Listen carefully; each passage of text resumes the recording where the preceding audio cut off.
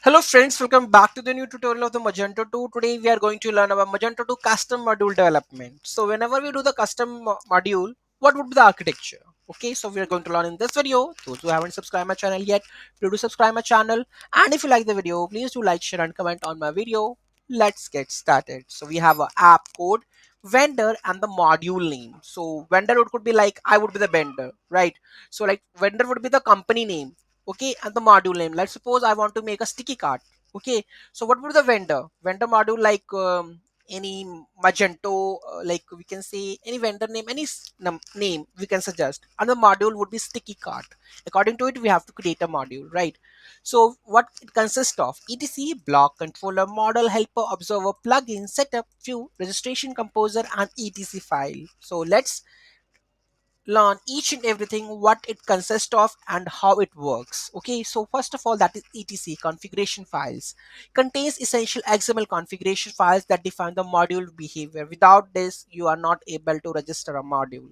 Module.xml register the module with Magento. Di.xml handle dependency injection for the services and the repositories. Routes define front end and the admin URLs. Events.xml registers event listeners. ACL sets admin permissions. Block view logic contains PHP classes that prepares the data for the templates. Blocks act as a bridge between the controllers and the models and the front end. They provide methods that can be used in the PHTML templates. How?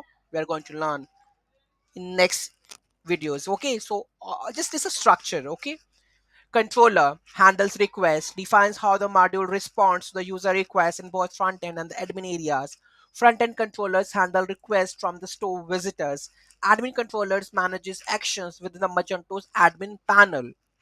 Model business logic contains core logic related to the data processing, including database interactions. Models often work alongside resource models and collections for retrieving and the saving the data. Observer, like if you want to modify, like if I want to modify the observer, like when I do the product save, I want to do something else, like I want to update some other attribute or something, like yeah, like calling the API and save the data into another database or another project. So that observer will help over here. Handles Magento event driven architecture. Observer listens to the specific system events. When a product is saved, execute custom logic accordingly. Now we have a plugin method interceptors used to modify the behavior of the existing Magento classes without directly overriding them.